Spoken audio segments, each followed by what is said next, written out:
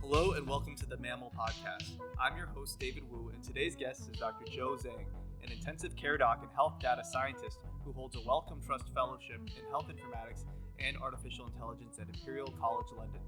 Dr. Zhang has extensive experience in developing and deploying informatics and data solutions in the NHS, working at the intersection of data science, policy, and infrastructure.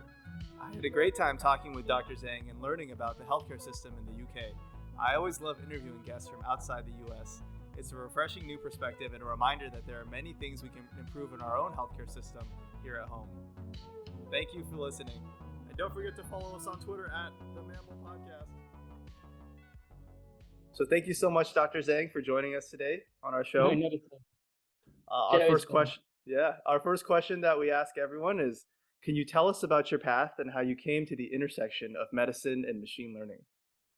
Yeah, sure. I guess in terms of medicine, I went to medical school at Oxford and first trained in London as an internal medicine physician before going into specialty training as an intensivist. And the machine learning side, I guess it's probably not a usual path into machine learning. I went into academia really very late, and really my experiences have mostly been through more applied work with clinical data and informatics. And, for any clinician, you're going to encounter these really directly relevant questions, right, on the shop floor, which suffer from a lack of data or a need to use data. So I'm not talking about big picture academic questions like how do we cure X. I'm talking about the immediately relevant stuff like, I want to know this about my patient cohort or why these operational pathways are stuck. And useful data is often locked behind different clinical systems, right? So my route into machine learning was really first learning about data management and interoperability and data standards and data engineering, but then ultimately using data science to answer these questions. So I think in that context, machine learning very much is a tool. You don't need machine learning for many use cases, but in some use cases, it's a very useful tool indeed, and one that was very important to pick up. Did you have a background in data science beforehand? No, not at all. So it was learning by necessity, and I remember very early on, a lot of work be done in Excel and in spreadsheets, and then, you sort of naturally pick up databases, sort of SQL and database management from there, and then Wow. Python. But I think that's a more and more common route you see nowadays. More and more clinicians are getting into data and data science, and clinicians aren't trained that way. Clinicians don't necessarily have training. So, and the learning resources out there are absolutely amazing. To get I don't know if you watch Josh Starmer on YouTube, for example, or, other people who post these videos, that quality of teaching and training, you'd have to get in a lecture theater in Harvard, but now it's just out there for everyone. So it's great democratization of data science. Wow, that's impressive that you learned it on the job. Yeah, it's definitely not. I'm definitely not the only one. It's getting more and more common nowadays. I also wanted to add that you're our very first guest from the UK. Oh, really? It's pretty cool. Yeah. So, I'm excited because not only are you our first guest from the UK, you are an intensivist. I'm currently on my ICU rotation, which is my second to last rotation of medical school. So I think that's kind of cool. You enjoy it? I'm enjoying it. It's pretty cool. It's, the ICU, even though it's the intensive care unit, it's kind of peaceful most of the time, if that makes any sense. Like it's kind of American ICUs are very different from ours then. Yeah, it's kind of chill, but yeah. This is kind of a silly. More controlled, right? It's often more controlled. It's often more controlled, especially when things go on. You've got a lot more control. Yeah. Really chaotic. It's probably the most. Yeah, it's not chaotic at all. It's very controlled. We just kind of walk around the unit and then just adjust things here and there, and then talk a lot. And I think we do a little bit of that.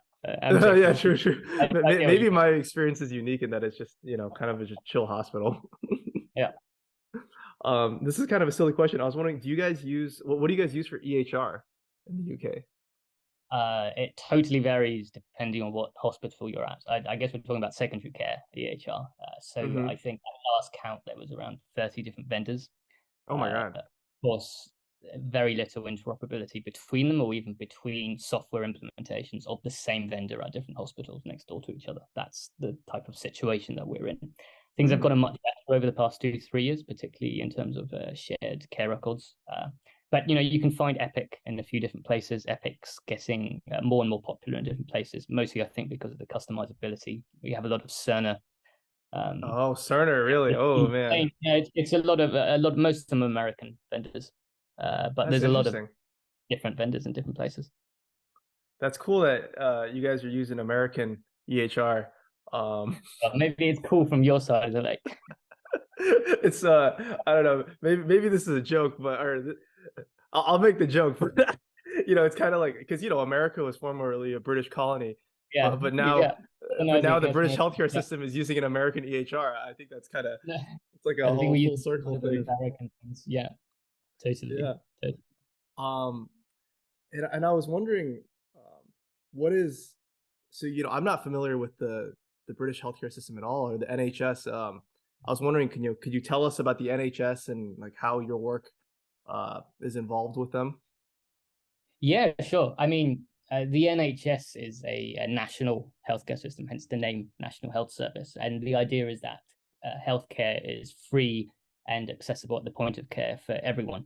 So, it takes your employment, it takes your demographics, it takes your wealth out of the picture. And it's the same standard of care applied evenly across the population. On paper and for the decades since it was conceived, it's been absolutely fantastic. And, I wouldn't want to go to any other type of healthcare system. And, particularly in areas like acute care, the NHS is world class and world leading. Obviously, you will have resource problems, which we're going through at the moment, where a national health service has to be funded adequately, right? And especially Yeah. when you've got an aging population with lots of chronic disease that's emerging, this kind of balance between resource and spending and healthcare provision, it just becomes more and more difficult. And as a result, Yeah. you read about things like elective waiting times going up and stuff, and that is generally the case. I mean, we won't go into a discussion about like the politics behind it and the funding. It's obviously very different from the type of healthcare system that you have in America. Um, Yeah. yeah, I mean, I don't work directly for the NHS, in that the NHS has a government body which does a lot of. So NHS England is the government body with a directorate called NHS Transformation. So that's like the policy body which decides a lot of central things. But I guess everyone is indirectly an employee of the NHS if you're a clinician working at health service in the UK. So I guess before most recently during the pandemic, I spent a couple of years as a ARDS and ECMO fellow at one of our national ECMO centers, where I also did some work building up data assets and doing some research in COVID. I'm now mostly actually doing academic work and some policy and project work around London. Oh, cool. What kind of work? So I'm doing academic work at Imperial College, which is including a PhD, and some more technical project work, which is sort of around the London region. It's still focused on healthcare data flows and AI infrastructure. So some of the things we're looking at are mapping and quantifying data flows and value across sort of the whole data supply chain, but also more practically trying to redirect these flows into infrastructure where we can support more advanced analytics and AI, but also traditional clinical data science questions around intensive care and the like. So when you say data flows, do you mean throughout the different hospitals in the system, kind of coordinating all of their data? So data in the UK is quite unique in that we have probably one of the most richest and most granular sources of patient data anywhere in the world. But the way we utilize it is probably less than perfect. What do you mean by the granular? What do you mean by that? So, for example, in America, a lot of your national data comes from claims databases, insurance claims databases. You also have electronic health record vendors who can curate their own data assets that are particular to their vendor or their hospital network. Yeah. In the UK,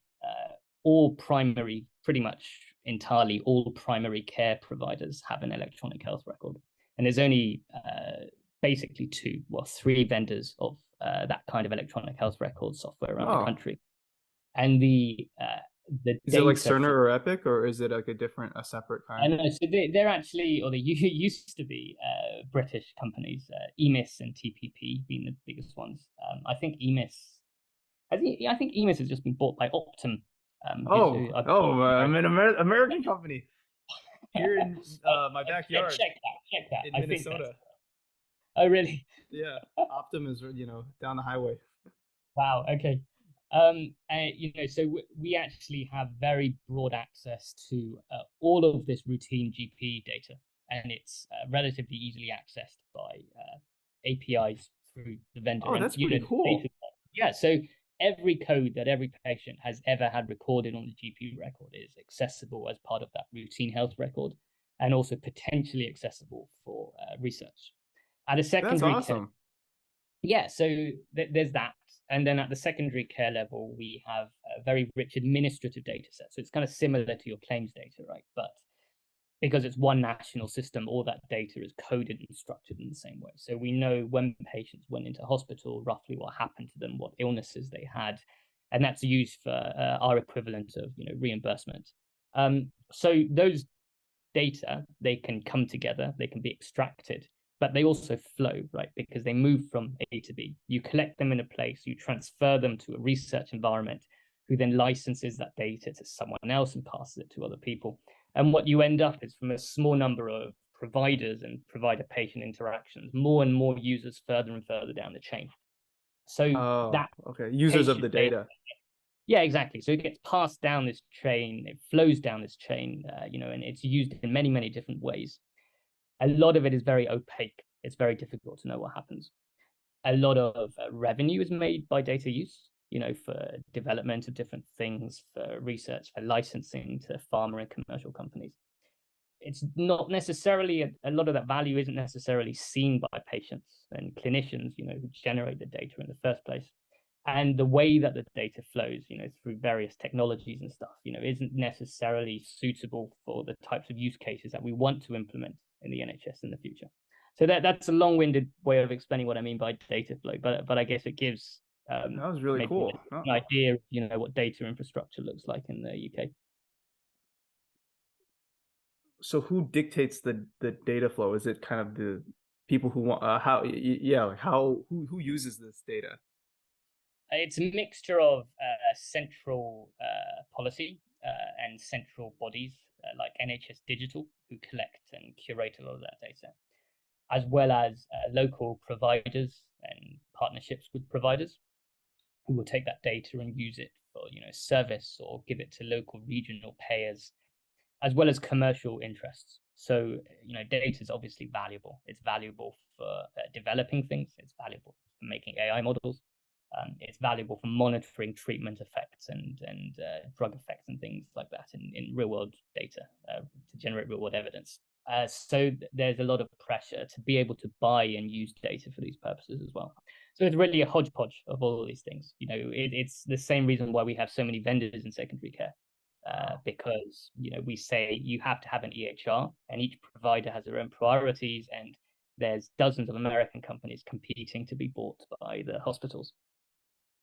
I have one thought and I have one question. My thought is, so you assist in the movement, the trafficking of the data. Is that Trafficking is a well? loaded Yeah, word.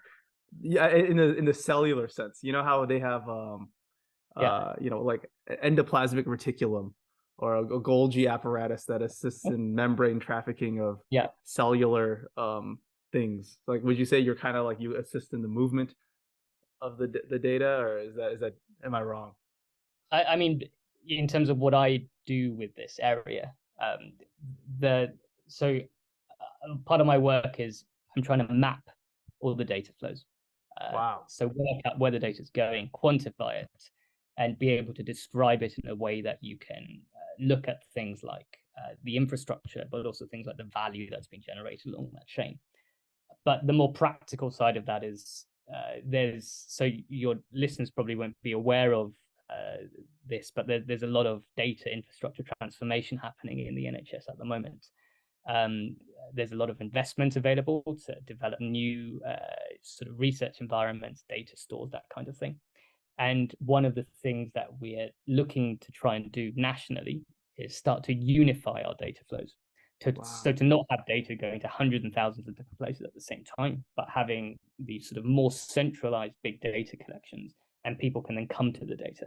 So part of the outcomes of all of this mapping process is looking at how does this way of moving data from A to B, how can you build infrastructure around that to facilitate more future-looking use cases, and that's where it comes into AI.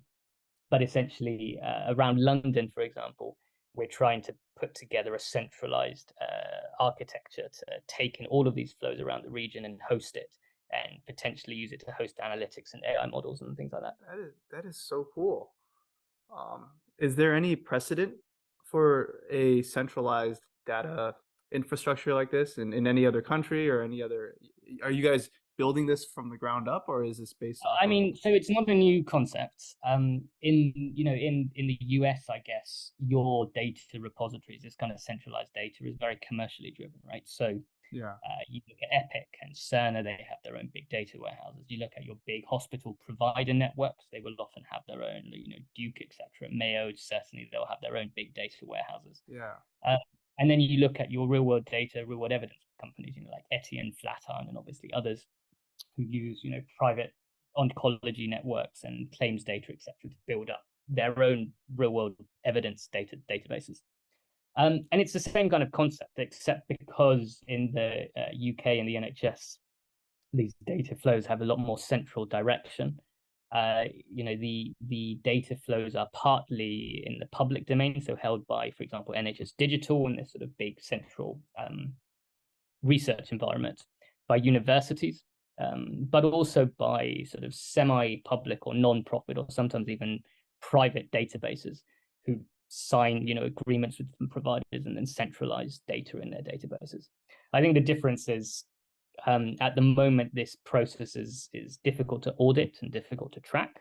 And also these data repositories are quite often duplicative, right? So they hold the same type of data or the same data, and they then license it to different people. And it's usable for only a few purposes, which is the kind of observational research that you do in this kind of secure environment. Mm. One question that I want to ask is, do people have to consent to their data being used, or is it part of receiving this national healthcare that your data will be used? That's a really good question. So if your data is identified, then you need to have explicit consent from patients, unless it's for a certain set of use cases where you can get a sort of special exemption, but we don't have to go into that. So a lot of the data governance is regulated by sort of data protection regulation legislation that we have in the UK. And if your data is anonymized, it doesn't come under that legislation. But there's also a lot of guidance in addition to the legislation, and there's rules around fair use of data and transparency in data, which means that even without direct consent for data use, you're supposed to be able to have to keep patients fully informed of how their data might be used. And we have, instead of consent, we have opt-out procedures for patients to say, I don't want my healthcare data to be taken and used for any of these uses. What percentage of people would you say opt out in the general population? Oh, I don't know, to be honest. I don't know the numbers. It goes up and down because it depends on what's in the newspapers to an extent. We've had in the past 10 years at least a couple of attempts at producing a entirely unified one national data infrastructure, especially for primary care data. And each time, it's received a lot of opposition in the news and the media, data being stolen and used for stuff, and then everyone starts opting out of these things, etc. So I believe NHS Digital publishes figures about national opt-outs, and Mm-hmm. that's one that people can Google and have a look if they're interested. Um, my next question, I was going to ask about your new publication. Congratulations, by the way, about a vertically integrated approach to AI application development. I was wondering if you could tell us, our listeners, about what you meant by this vertically integrated approach, um, and some examples that you've seen. Yeah, sure. I mean, the first thing I should say is that it's not really anything novel, right? So people have been trying to address this big translational gap in AI for a while now. And secondly, I think it's worth saying that I probably stand at one extreme of this viewpoint. So don't take everything I say to heart. But with that said, we're trying to reframe this question of how you translate AI. Because as you know, and this is not going to be anything new to you or your listeners, we have mountains and mountains of clinical AI research being churned out on quite often on the same data sets. We've got a model to predict this and it's got this amount of accuracy, right? We're trying to move out of this traditional lens or even this traditional comfort zone of academic science. And the headline really for vertical integration is that it's broadly recognizing that AI is an entire world that exists outside of this model that you've built. If you look at any product, it depends on a functioning supply chain, and it depends a lot on the real world context where you want to use it or where you want to sell it. And what we write about is that any AI model is dependent on, firstly, the supply of data, where that data actually exists and can flow to the model in the real world. Secondly, the human and the technical context of a production environment where you bring your model to deployment. And thirdly, what is the tangible added value of your model in the real world, not paper accuracy. And what it means is really targeting all of these things from the outset to make sure they aren't a problem later on that's going to stop your model working in the real world. And that includes mainly setting up the right infrastructure and setting up the right teams. What was the other end of the extreme that you're talking about? You said you were one end of the extreme. What's the other end of the extreme? I mean, the one end of the extreme is we need to advance algorithmic science. So everything is about making the model architectures better. I mean, none of these exist. Oh, okay. But there is obviously a middle of the road between the kinds of things that I'm saying and what is happening, in the real world. What's your general feel? Would you say that we're more ahead in terms of the algorithmic science or in terms of the other, the implementation, the infrastructure, the Oh, definitely the algorithmic science. Like we have mhm. made leaps and bounds, especially in particular in computer vision, in particular, over the past Yeah. decade, and natural language processing and transformer models and the like. We are doing really well on that. If you Mhm. clinical models, the data is yet to catch up, and definitely that sort of implementation infrastructure, in my view, is yet to catch up. I mean, I realize this is probably all a bit nebulous. So, so let's say, let's talk about electronic health record data, right? And in the Yep. NHS, because that's what I do. Like, there's tons of research building AI models on the type of data that we talked about. So that was a good conversation to have. That type of NHS data. It's very rich. It's very granular. It's routinely collected electronic health record data. So let's say I want to make an AI model, right? I want to predict mortality in patients with hypertension, because that's what I've got funding for, and I'm in a lab which does hypertension work. So I look at NHS data. These are all like nice curated data sets. There's like multiple data sets, multiple sources of data. I make a governance and research application. I specify my question. I say this is the cohort I want to look at. I wait like a year to get my application approved. I access the research environment where I can train my model, I can test it, and I get a really nice rock score and a nice F1 score. So, and I publish a paper, right? And then what? So, Yeah. I've gone through a process. I've trained a model. I've published a paper. What happens next? So if I wanted to deploy it, where would I deploy it? I've got a really nice, really rich research data set, research data source in this research environment. But where does this supply of data exist in the real world? Where do these data flows that we talked about come together to support this model that I've just trained? How would this model even perform in the real world? If I Yeah. put it there, it will probably be very biased. And part of this is because we're training on data sets which are designed for observational research. And that means they've undergone transformations and sort of mappings when you join them together to allow these curated cohorts, right, to be selected for whatever your research question is. And that's very nice for an observational researcher, but it doesn't reflect variations in code quality and variability across your practices or your providers in real life. And in the real world, there's a risk of bias from inequitable service provision. That means some patients won't even make it to the data. Oh, So there's yeah. multiple biases there which aren't taken account of in these curated research data sets. And it doesn't matter how many of these data sets you validated on, it's still the same problem. But let's say we've got the data flows right. Who's going to deploy the model and maintain the model? So, I'm a scientist. Where are the engineers? They're machine learning ops teams who have expertise with production. And that means setting the model up. That means building the pipelines to feed the model and the pipelines to take the outputs and put them into something useful. There isn't a central team, or there isn't that sort of group of expertise that's very easy to call upon in the clinical space. And let's say even by some miracle, let's say you roll the model out, right, you deploy it and clinicians are getting the outputs. What are your clinicians going to do with these model outputs? So we talked about the NHS earlier, and the NHS, it's a health system that's struggling at the moment with staff to patient ratios and healthcare access. If you haven't got a clear intervention that's really impactful built into your decision support output, what are clinicians going to do? You have a flag for a patient that says they're really high risk of something. What's the intervention there? Do you book appointments for these patients? Do you refer them? Is this helpful if you do this intervention? When every appointment is valuable. The real world context is difficult, right? And if you don't develop your model with an early view to how you translate it, it just adds to clinical uncertainty. If you're pushing a positive intervention, you could be denying that intervention to someone else. And finally, you need mechanisms in place to know that the model isn't causing harm in the real world or exacerbating biases in service provision and your training data. And that can be quite complicated because you're collecting and looking for new data flows and a new data source to look at.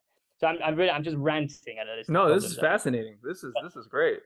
So I mean, please continue. The vendors, many of them American vendors, are developing clinical decision support tools without really thinking about any of these sort of eventualities, particularly problems with bias. And I've spoken to American vendors who are trying to sell us their USA population trained health models to apply to UK electronic health record data. And these models, the algorithms are opaque. They haven't been revalidated in years. This is algorithmic colonialism, reverse colonialism. So it's not ideal, and I think it just this is why what we call vertical integration, but there's different ways to pitch it.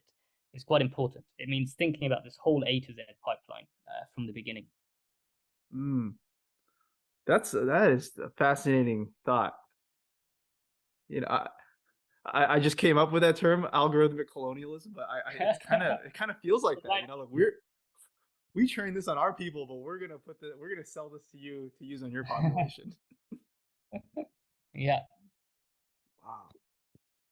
And speaking of Epic and the clinical decision support tools, you shared with me this PLOS paper, kind of talking about how, especially the example they use is their sepsis prediction tool, and how it's terrible at predicting sepsis, and it is not regulated at all, and and it's interesting because they already have the EHR and it's just thrown in there.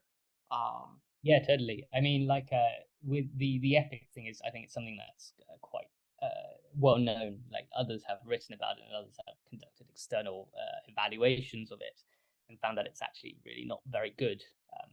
Plenty of false positives, like lots of false alarms, but also not particularly sensitive either. And so we wrote that piece to discuss this weird dichotomy in regulation in America, at least, of these AI tools. On one hand, you can have a device that goes through all the regulatory scrutiny, which some would argue still isn't enough, but at least it goes through something. And then you have clinical decision support, which doesn't come under any sort of regulatory umbrella, but often performs a very similar function. But the difference is the CDS is integrated by a vendor into their existing software offering. And the difference is the FDA says one recommends while the other tells you what to do, right? So recommendation apparently isn't something that should be regulated as much as the other side, which is software as a medical device. But in the paper, we basically argue that the distinction is pretty nebulous. Yeah, it is. Yeah. You're still dealing with sick patients. And if AI is giving you a flag for something, you're in a situation where that flag is there or it's not, right? So it's always Mm-hmm. going to enter your thinking. And no matter how much of what you understand of how the tool works, that flag is going to be an undeniable additional data point in how you think about and how you approach your patient. Mm-hmm. So, that AI is doing something. It's affecting your decision making. It's like a seventh vital sign.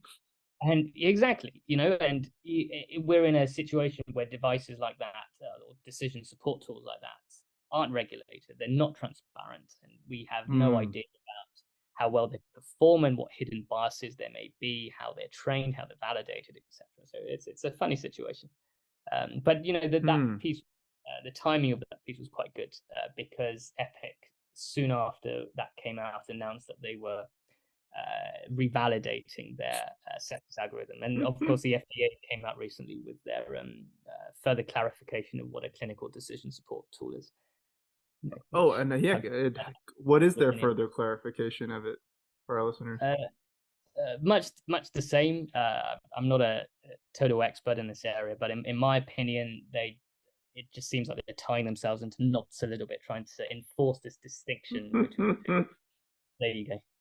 Wow. Is there a similar regulatory body in the NHS or in the Yeah. UK? So since Brexit, and we left the EU, so up to next year, I believe that AI devices are still regulated under the European Union CE mark.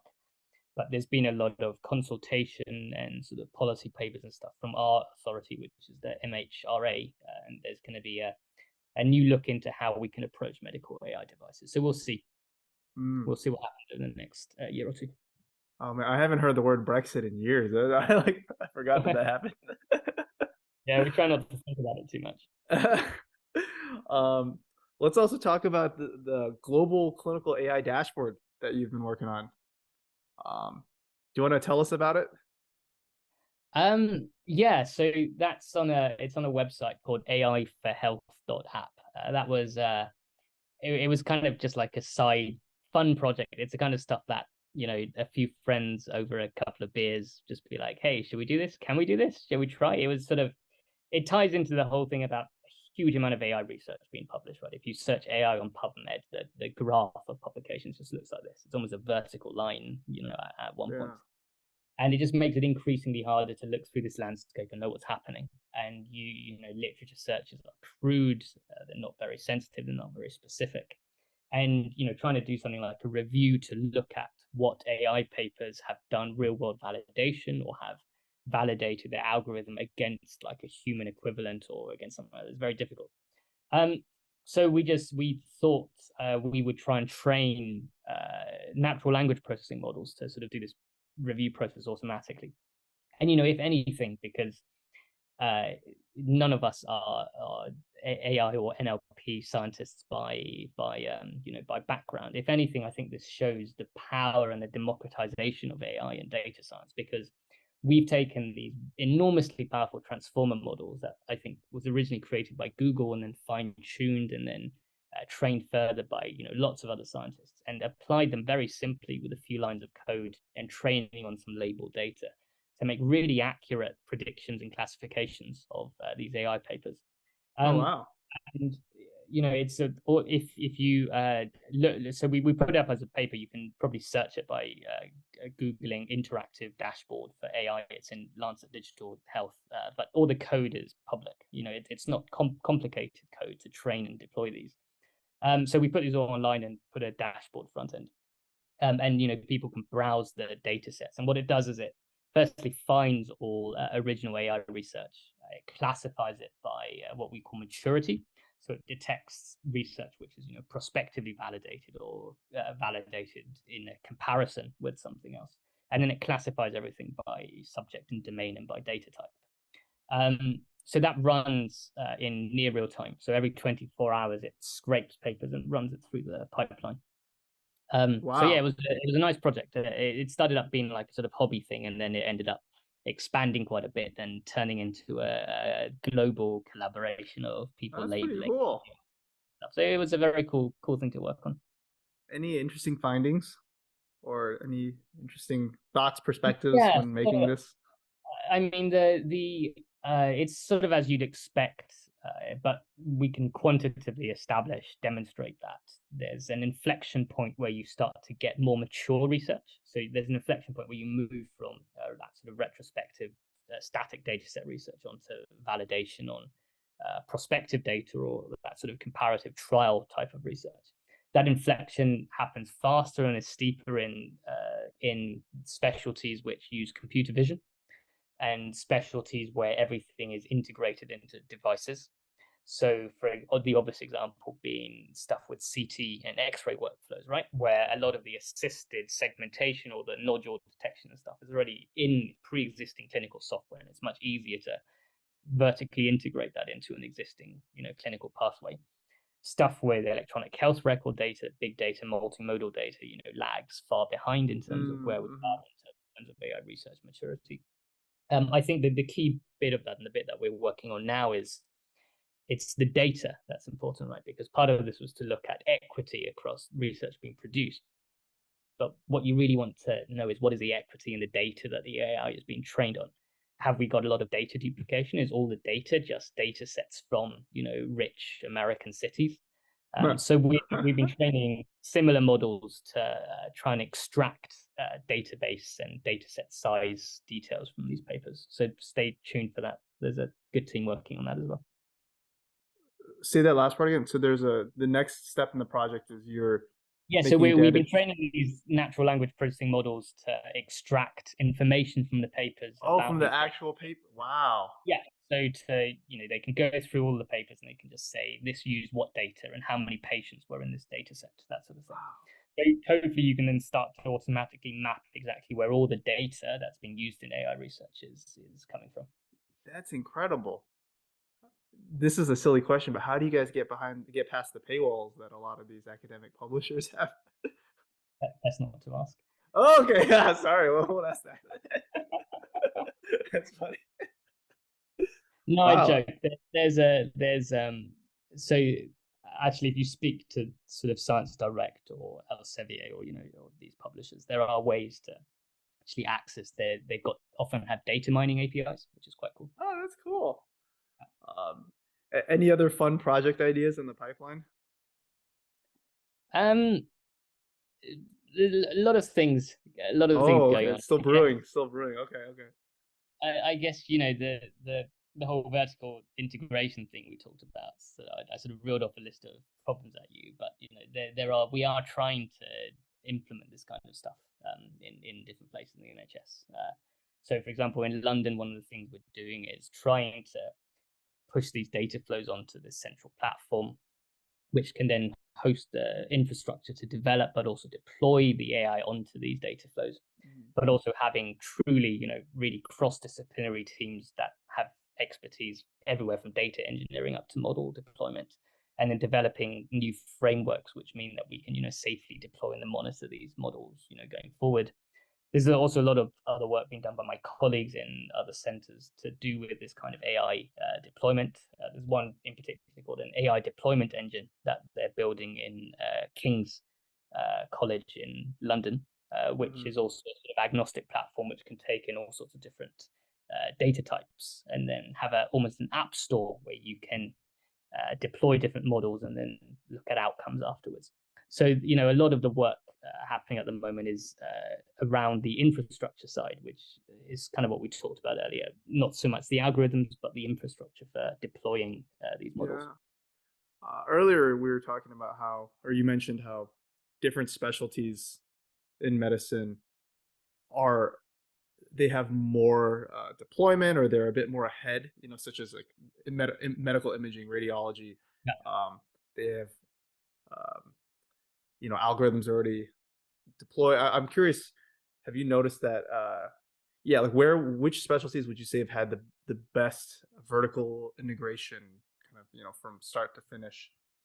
And can you kind Um, of talk about some examples?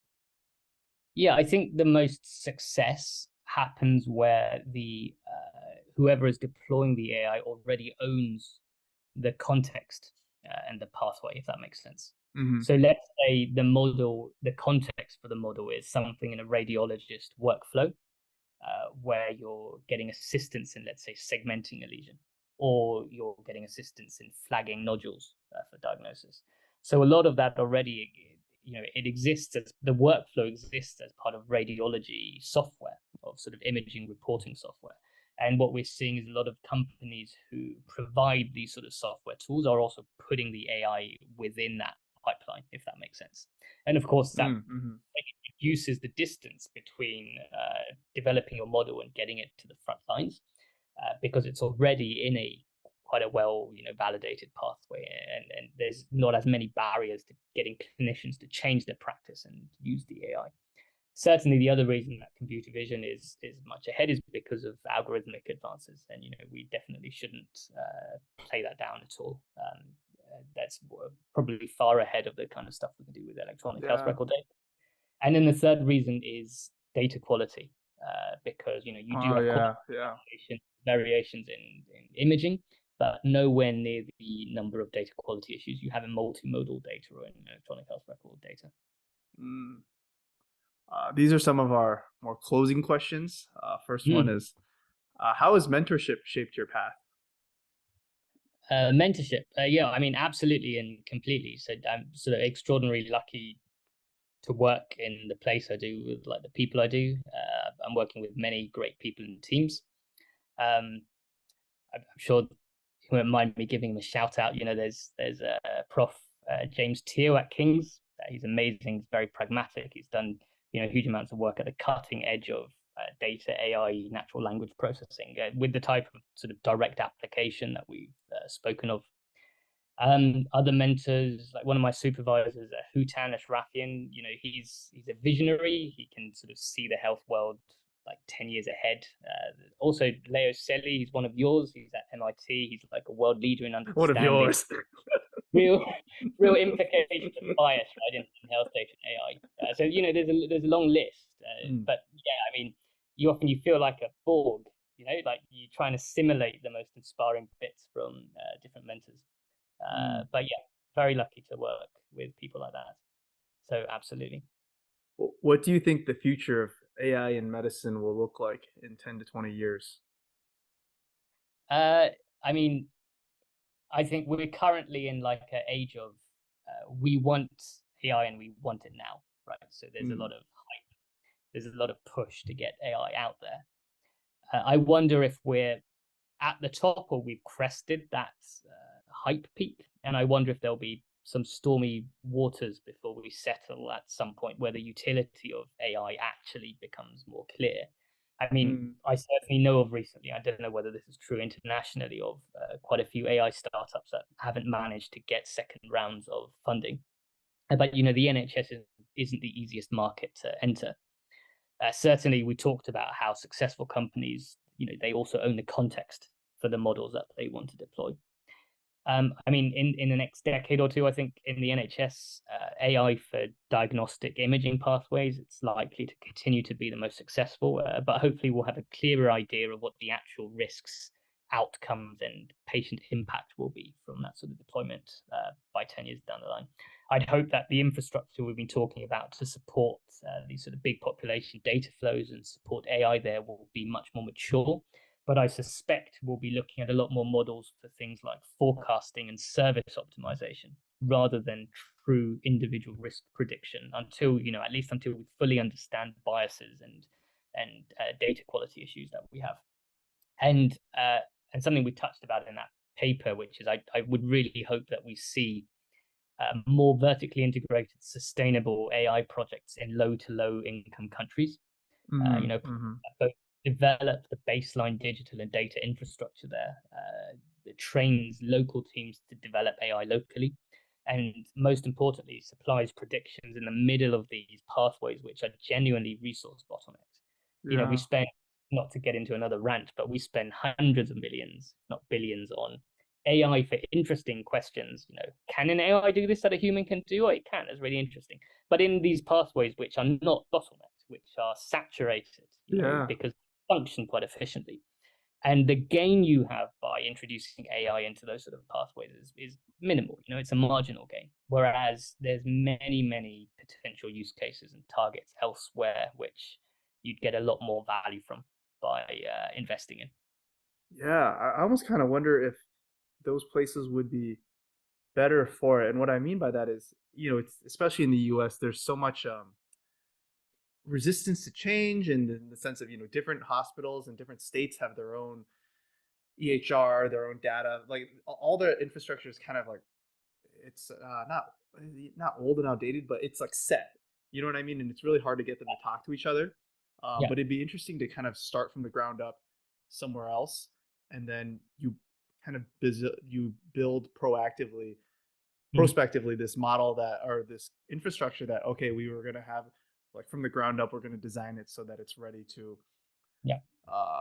iterate models and improve on itself and validate on itself, and like that'd be pretty cool, right? Yeah, I mean, we talk about the project by Waswa in Uganda, which is in that paper for cervical cancer. But the vital thing is we need to be empowering locals to develop that infrastructure and to upskill them and to train them, because they're the ones who are going to be, identifying new use cases. They're going to be evolving the infrastructure as we go along. They're going to be maintaining models, and they're the ones who know where the bottlenecks are and what's most important, instead of the current model, which is just too frequent at the moment, which is a company designs a model using data from different places wherever they get their hands on and tries to take it to these locations. Doesn't work, as we've seen time again. What advice would you give to yourself when you were just finishing medical school? Probably learn to code earlier. That's funny. Yeah. Oh man, I gotta do that more. And these are just some more personal questions, just to close out the interview. First question is, what brings you joy? What brings me joy? Well, my family, my wife, my 7-month-old baby boy, for sure. 7 months. Yeah. Congratulations. Busy times. Thank you. Wow. You able to get sleep? Less than before. Could have more. Could do with more. No, it's good. It's all good.